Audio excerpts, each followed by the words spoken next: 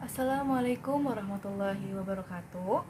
Perkenalkan, nama saya Lailatul Mafiroh, NIM 1814276 dari jurusan Perbankan Syariah B semester 4. Nah, pada video kali ini saya akan menjawab soal ujian akhir semester mata kuliah Manajemen Pengawasan Bank dan Lembaga Keuangan Syariah. Yang pertama, tujuan The Basel Commit, yaitu pertama melakukan kerjasama dan harmonisasi dalam pengawasan perbankan secara internasional. Dengan adanya harmonisasi standar internasional dalam pengawasan dan pengaturan perbankan, diharapkan dapat memperbaiki iklim dan lingkungan operasi bagi bank-bank yang aktif melakukan transaksi internasional di era globalisasi dengan semakin terintegrasinya sistem finansial dunia. Yang kedua, memperkuat kerangka dasar dan stabilitas atas sistem perbankan internasional. Yang ketiga, menciptakan kerangka dasar yang konsisten dan tidak memihak bagi bank-bank di berbagai negara dengan sumber daya yang berbeda yang aktif menjalankan kegiatan operasional perbankan secara internasional. Nah, yang kedua, jelaskan kondisi permasalahan perbankan di Indonesia dari tahun 1992 dan faktor yang mempengaruhi atau berkaitan dan harus diperhatikan dalam permasalahan perbankan. Yang pertama, menurut Carl John Lindergreen, masalah perbankan Indonesia mulai mengalami permasalahan yang cenderung signifikan pada tahun 1992. Hal ini dibuktikan dengan indikasi kredit bermasalah yang terkonsentrasi pada bank-bank pemerintah sejumlah lebih dari 25% dari total kredit pada tahun 1993. Pengaruh negatif lainnya bersumber dari kondisi dan kebijakan ekonomi makro di Indonesia pada masa saat itu. Jumlah uang yang beredar dan kredit tumbuh dengan cepat setelah deregulasi pada tahun 1988 yang kemudian dilakukan pengetatan pada tahun 1991 sampai 1992. Terjadi juga arus modal jangka pendek yang mempersulit manajemen moneter dan serta tingkat bunga antar bank meningkat dari 10 sampai 16% dari dampak krisis Meksiko pada tahun 1985. Nah, faktor yang berkaitan dan harus diperhatikan pada permasalahan perbankan itu ada 3. Yang pertama, kualitas manajemen bank, terutama dalam manajemen risiko. Ya, tentu saja kualitas manajemen bank itu harus dan sangat diperhatikan dalam permasalahan suatu bank, karena balik lagi pada permasalahan bank itu tidak lepas dari resiko-resiko yang ada di dalam bank itu, entah itu resiko pasar, resiko keuangan, likuiditas dan lain sebagainya. Dan apabila kualitas manajemen bank itu tidak baik, otomatis dia tidak bisa mengatasi resiko yang terjadi pada perbankan atau bank yang ada tersebut. Nah, karena semakin baik kualitas manajemen bank, dia semakin tahu dan semakin bisa mengendalikan risiko yang mungkin akan timbul dan risiko yang sudah terjadi pada suatu perbankan. Maka hal ini dan faktor ini sangat penting dan harus diperhatikan jika terjadi permasalahan pada suatu perbankan. Karena kualitas manajemen yang baik itu dialah yang mengatur apapun dan dialah yang bisa mengendalikan dan menghandle suatu permasalahan yang ada di dalam suatu bank. Otomatis jika kualitas manajemen bank baik, maka banknya pun bisa diprediksikan baik dan sehat. Yang kedua, kondisi dan kebijakan ekonomi makro. Nah, hal ini juga terkait dan sangat harus diperhatikan karena tidak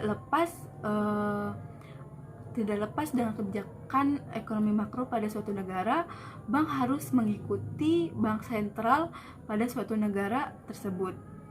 Karena balik lagi, pedoman dan tujuan mereka itu kembali lagi kepada dan mengikuti dengan kebijakan dan kondisi yang sedang terjadi di negara tersebut. Seperti sekarang sedang ada COVID-19, otomatis banyak pedoman maupun kebijakan ekonomi makro yang dikeluarkan pemerintah untuk perkreditan untuk sistem perbankan pada saat ini otomatis bank-bank yang ada di dalam negara tersebut harus mengikuti kebijakan ekonomi makro yang dikeluarkan oleh pemerintah, dan hal ini juga sangat mempengaruhi kualitas perbankan tersebut, sehingga pengawasan di sini juga sehingga ini adalah faktor yang juga harus diperhatikan dalam permasalahan suatu bank.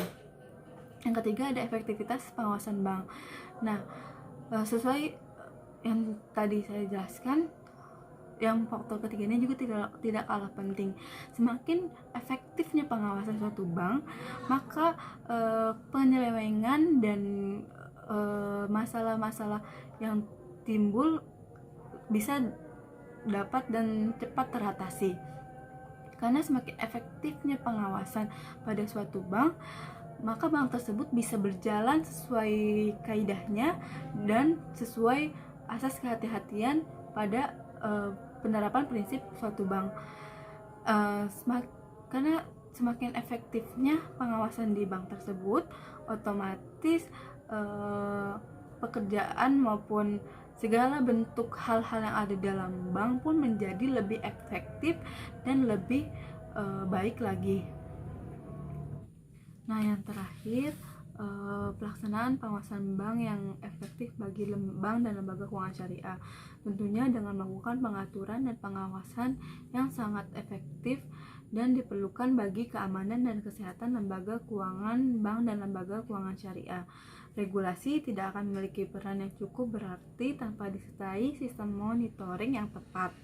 Oleh karena itulah, efektivitas pengawasan bank merupakan suatu keharusan. Agar pengawasan bisa berjalan efektif, maka tujuannya harus dinyatakan secara jelas dengan mekanisme yang tepat. Tujuannya untuk memastikan bahwa sistem keuangan bisa berjalan secara aman dan sehat, sesuai dengan ajaran Islam dan bisa menyesuaikan dengan ketentuan internasional, serta mampu bersaing dalam tataran domestik atau dalam pasar keuangan internasional. Kesehatan atau kondisi keuangan dan non-keuangan bank merupakan kepentingan semua pihak yang terkait, baik pemilik, masyarakat pengguna jasa bank maupun Bank Indonesia atau otoritas jasa keuangan selaku bank center dan otoritas pengawasan di Indonesia, sehingga mencapai tujuan yang diinginkan dan diperlukan harus melalui memiliki pendekatan yang pertama, kebijakan memberikan keleluasaan berusaha, deregulasi. Yang kedua, kebijakan prinsip kehati-hatian. Yang ketiga, pengawasan bank yang mendorong bank untuk melaksanakan secara konsisten ketentuan intern yang dibuat sendiri, self-regulatory banking, dalam melaksanakan kegiatan operasionalnya dengan tetap mengacu pada prinsip kehati-hatian dan prinsip pengawasan yang efektif.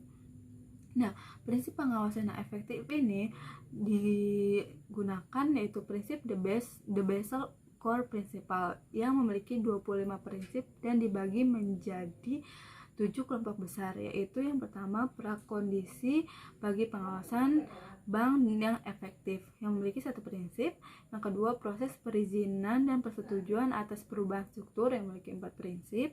Yang ketiga, regulasi dan persyaratan prudensial yang memiliki 10 prinsip.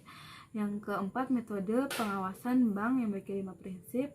Yang keenam, kekuasaan atau kewenangan formal dari pengawasan yang memiliki 1 prinsip. Dan yang terakhir, kegiatan bank lintas negara yang memiliki 3 prinsip. Dengan menerapkan prinsip-prinsip tersebut, bisa membuat suatu bank lebih terarah dan efektif dalam melakukan pengawasan pada banknya. Karena semakin patuh dan semakin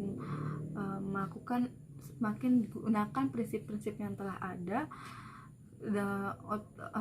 dimungkinkan atau bisa dijamin untuk efektivitas pengawasan bank yang lebih baik. Karena semakin banyaknya pedoman, semakin banyaknya pengaturan, maka pelaksanaan pada pengawasan bank juga lebih tertata dan lebih baik, sehingga menghasilkan suatu pengawasan bank yang lebih efektif.